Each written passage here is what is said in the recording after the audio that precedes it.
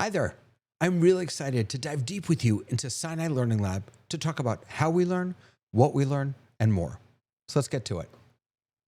Sinai Learning Lab is built on three big ideas, and they are our mission, our vision, and our values. The first is curiosity. We believe that the best learning happens when it's born out of a child's natural curiosity. Second is connection.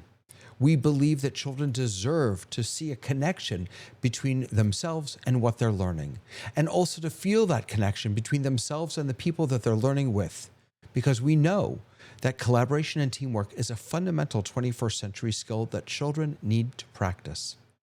Third is courage, because learning can be hard. Asking questions can be challenging, making mistakes, and learning from them. That's where the real growth is. So we want our children to be courageous learners.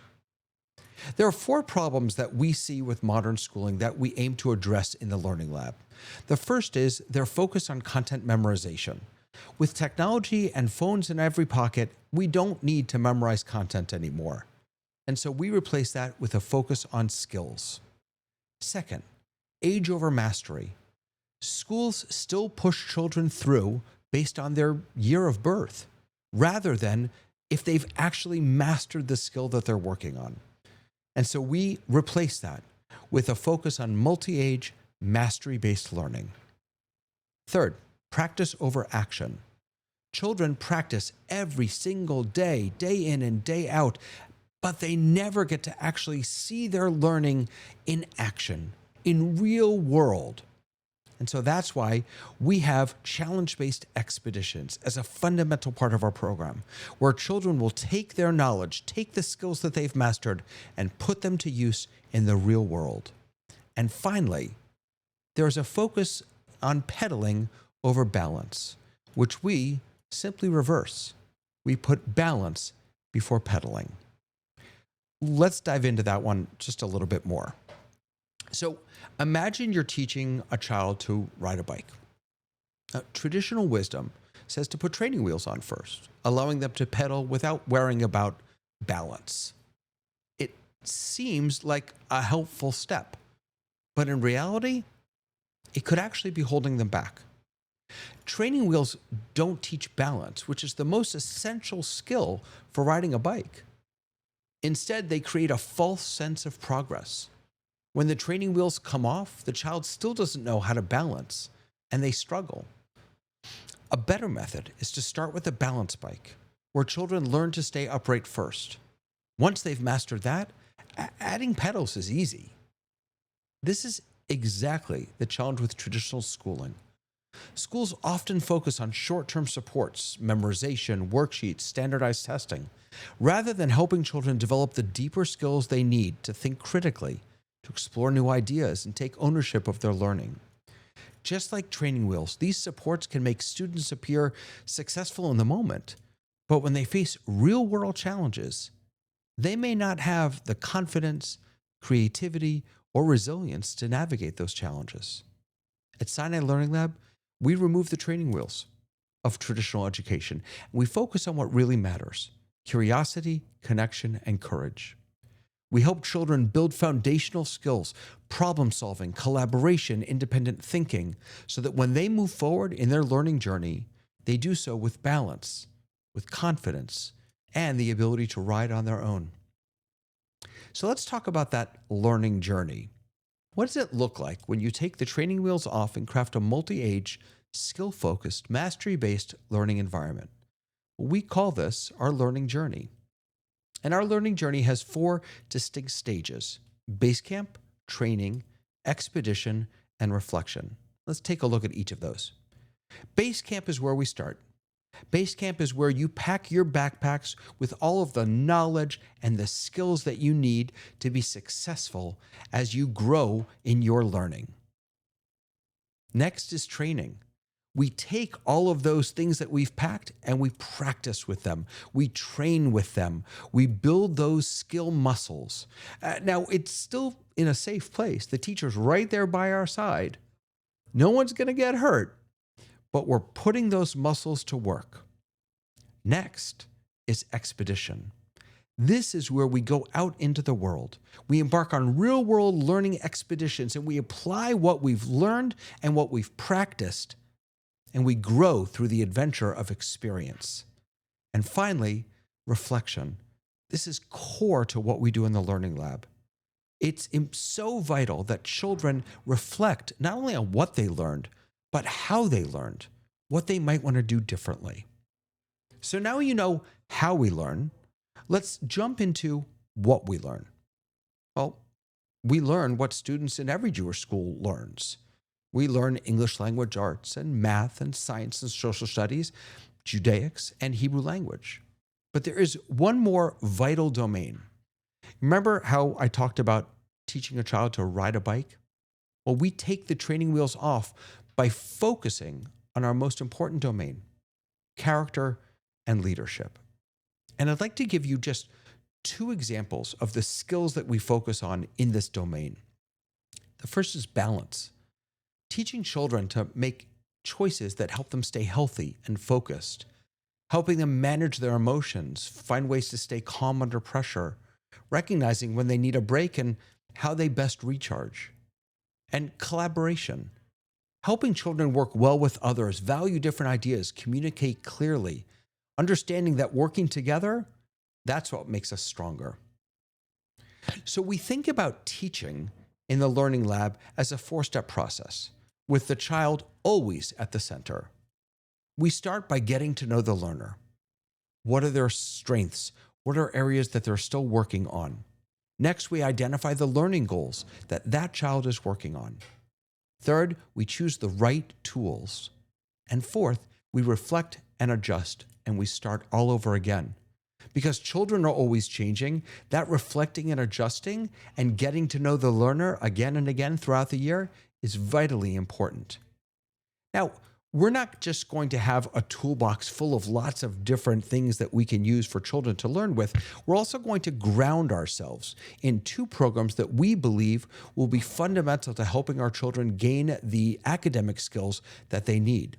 The first is called Foundations, and it's an English language arts program. And the second is Zern, which is a mathematics program. Both of these programs will allow us to have a diverse tool set for our children while also being grounded in core foundational content and skills so that every child can grow and learn. So how does a multi-age learning environment work? Well, I think that there are 4 real aspects to making it be successful. The first is ongoing assessment, flexible groupings, regular reflection, and student schedules. I want to introduce to you 2 of my friends. This is Ari and Nomi there, and they are both first graders in Learning Lab. Now, when Ari was initially assessed, he was placed in level 2 for ELA, and in math, he was ready for level 1. Nomi's initial assessment placed her in level 1 for ELA. In math, she has some skills that she's mastered already from level 1, but she's still working on others from kindergarten. So let's take a look at what Ari's day looks like. Ari starts his day with a group of 2nd graders working with a teacher on writing and spelling, using Foundations. After half an hour, Ari grabs an iPad to pick up where he left off working on his level 1 math skills in Zern. About 20 minutes later, Ari grabs a snack. Then he and 3 friends grab the book that they've been reading that's aligned with what they've been working on over in Foundations. They find a comfy place under a nearby tree. About 20 minutes later, it's time for Ari and 8 other students to meet with a teacher and pick up a discussion that they were having about Native Americans. Meanwhile, Nomi follows her own schedule. What's unique here is that Naomi and every other child sets their own schedule with the teacher the previous week. Fridays have become really important days for us because they're days of reflection and thinking ahead. So each Friday, every student has a conference with the teacher to reflect on how they learned this past week and to set their goals and set their schedule for the coming week. How do we track student growth? Well, to track student growth, we use a tool called MTC, Mastery Transcript Consortium. And what I'd like to do is jump you in to MTC and show you what it looks like.